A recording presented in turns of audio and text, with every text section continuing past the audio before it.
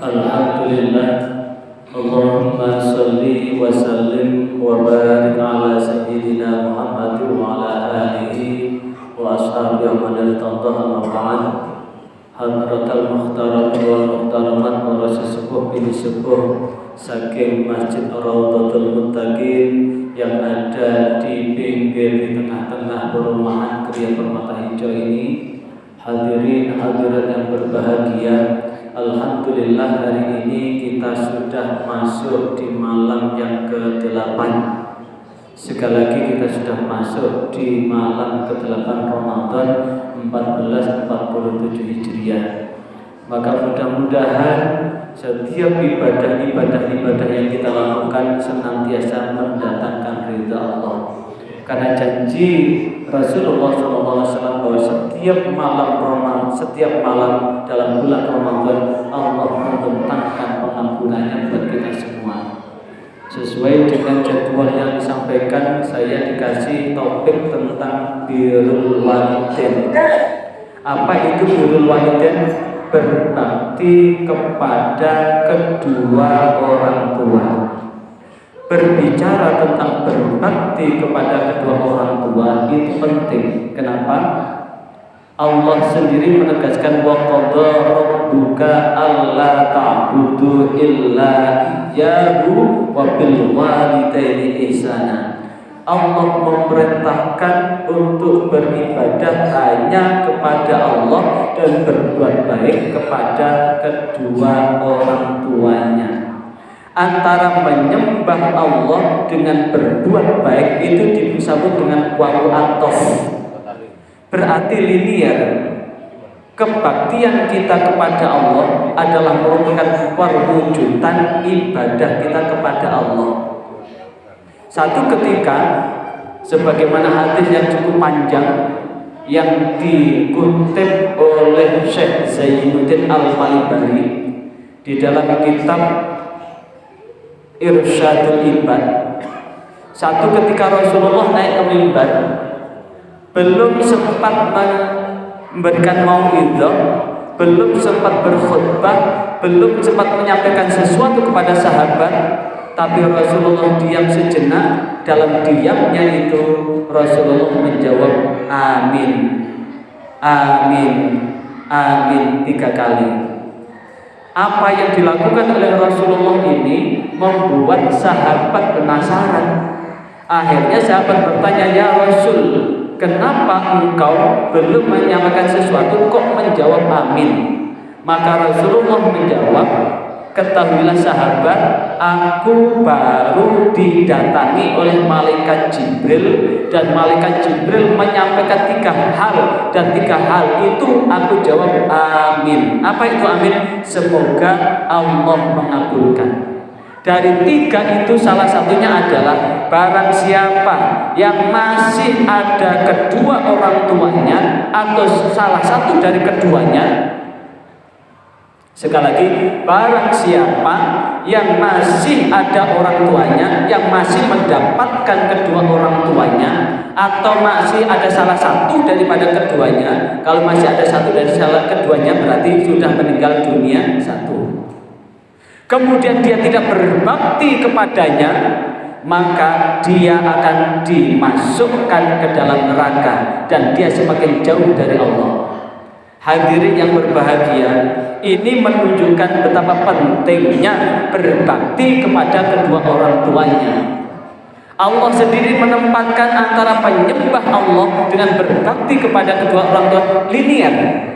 Bahkan wa in jahadaka ala an tusyrika bi ma laysa laka bihi ilmun fala tuti'huma wa sahibhuma fid dunya ma'rufa. Andaikan kedua orang tua kita berbeda agama, berbeda keyakinan, dan kemudian kedua orang tua kita ini mengajak untuk menyekutukan Allah, kita pun tidak boleh menyakiti hatinya.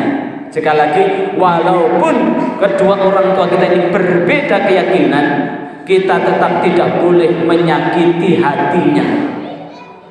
Tetap Allah memerintahkan wasahib huma fid dunya ma'rufan. Tetap temani kedua orang tua ini dengan baik.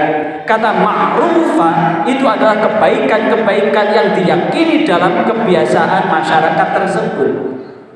Artinya, walaupun kita tidak mengikuti orang tua untuk menyekutukan Allah, tapi Allah tetap memerintahkan untuk berbakti padanya. Bahkan di dalam hadis yang diriwayatkan oleh Imam Tabrani, birru abaakum tabirru abnaakum. Becik bektiya sira nang wong tuwa loro sira kabeh, yakti bakal bekti anak-anak sira. Artinya, ketika orang tua masih hidup, kita diperintahkan untuk berbakti kepadanya. Jikalau kita nanti berbakti kepadanya, anak-anak kita pun ketika kita sudah masuk usia senja seperti orang tua kita, maka anak-anak kita pun akan berbakti. Bahkan atas kebaktian itu, jikalau kedua orang tua itu ridho dengan apa yang ada di dalam diri kita, maka keridhaan orang tua itu menjadi wasilah Allah meridhoinya. Dan jikalau kedua orang tua kita murka, marah, maka Allah pun sebab dengan itu orang tua kita pun Allah pun murka karena kemurkaan kedua orang tua kita. Bahkan satu ketika Rasulullah menyampaikan bahwa orang tua itu adalah pintu surga tengah yang paling lebar. Jikalau engkau ingin masuk surga lewat pintu tengah itu yang paling lebar itu, bektilah kepada orang tua. Jikalau engkau tidak mau masuk surga, maka abaikan. Hadirin yang berbahagia, betapa banyak dalam dialog yang sangat panjang bahwa ketika Rasulullah ditanya tentang iman, dijawab dengan benar. Ketika ditanya tentang Islam, dijawab. Ketika ditanya tentang ihsan, dijawab. Tapi kemudian ditanya tentang kapan kiamat datang, maka Rasulullah menjawab, yang tanya jauh lebih tahu daripada saya. Jikalau engkau tidak tahu kapan kiamat, tahukah apa tanda-tanda kiamat itu datang? Salah satu tandanya adalah tanda kiamat adalah budak melahirkan tuannya. Sekali lagi, budak melahirkan tuannya. Apa makna? Diungkap oleh Syekh Zainuddin Al-Malibari di dalam kitab Irsyadul Ibad. Makna budak perempuan melahirkan tuannya adalah lahir anak-anak yang memperbudak orang tuanya. Jadi orang tua semakin tua bukan tambah ayem. Orang tua semakin tua tambah diperbudak anaknya. Maka yang benar bagaimana? Yang benar bagaimana? Sak bejo-bejone wong isih ketunggonan wong tuwa. Sekali seuntung-untung orang adalah masih ketungguan orang tua. Maka orang tua yang merupakan pintu surga yang paling lebar itu adalah bagaimana menjadikan orang tua kita ridho. Maka ketika orang tua kita ridho, Allah pun akan memberkahi. Survei membuktikan di antara sekian anak, tentu ada anak yang bekti pada orang tuanya, ada yang tidak. Jenengan lihat, jenengan petani satu persatu dalam kehidupan sekitar panjenengan, jauh lebih berkah orang-orang yang bakti kepada orang tua. Pertanyaannya sekarang, kalau orang tua sudah meninggal, bagaimana bentuk bakti kita?